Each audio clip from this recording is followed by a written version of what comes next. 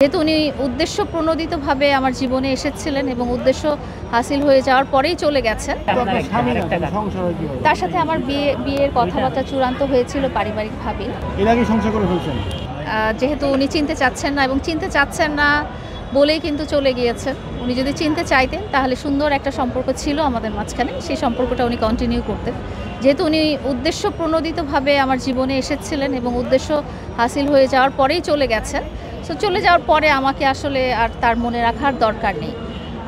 যারা আসলে স্বার্থের জন্য কোনো সম্পর্ক করে, যারা প্রতারণার জন্য কোনো সম্পর্ক করে, তাদের কাছে ওই লাইফটা ফেলে নতুন একটা জায়গায় আসলে চলে যেতে হয় তাদের।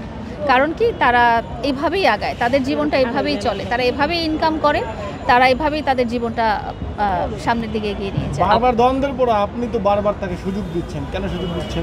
এই যে বললাম যে আমি ক্ষমা করতে পছন্দ করি এবং মানুষকে আমি শুধরাতে যদি তারা সুযোগ চায় শুধরানোর জন্য, সেটা একটা মানুষ হিসেবে আমার মনে হয় এটা একটা দায়িত্ব। সেটা আবার যদি আপনার কাছে সুযোগ চায়, সে আমার কাছে এই মুহূর্তে আর সুযোগ চাবে না বলে আমি আশা করছি এবং আমার মনে হয় আমি না হয়ে তার জীবনে আরও অনেক মানুষ চলে এসেছে, তারা হয়তো তাকে গাইড করতে পারবে। আপনাদের মূলত সম্পর্ক কি? প্রিন্স মামুনের সাথে আপনার সম্পর্কটা যদি এই মুহূর্তে তার সাথে আমার কোনো সম্পর্ক নেই। আগে কি ছিল? আগে কি সম্পর্ক ছিল? আগে ও আমার ফিয়ান্সে ছিল। কিন্তু তার মা দাবি করছে তারা আপনারা ভাই বোন ছিলেন এবং প্রিন্স মামুন সেও দাবি করেছে। এটা যদি আপনারা 2022 সালের দিকে তার মার কোনো স্টেটমেন্ট, বক্তব্য বা সামাজিক যোগাযোগ মাধ্যমে চলছে এরকম কোনো ভিডিও দেখেন, সেখানে উনি আমাদেরকে প্রিন্স মামুনের ওয়াইফ হিসেবেই দাবি করেছেন। এখন 5 বছর পরে যদি উনি আমাকে ভাই বোন হিসেবে দাবি করেন, আমার বলার কিছু নেই। 15 দিন আগেও দাবি করেছে যে এখন এটা তো বলেই দিয়েছি যে যেহেতু তাদের স্বার্থ শেষ, তো তাদের ইচ্ছা মতো যে কোনো কিছু বলতে পারে। কি স্বার্থ ছিল তাদের? মামুনকে তো গ্রেফতার করা হয়েছিল, এরপরে তো আপনি নিজেই তাকে জামিন করায় আবার বাসায় নিয়ে গেছেন, এরপরে আবার কেন গেলেন? সবসময় আসলে মানুষ সংসারটা টিকায় রাখতে চায়, আর বাংলাদেশি নারীরা খুবই ঘরকেন্দ্রিক।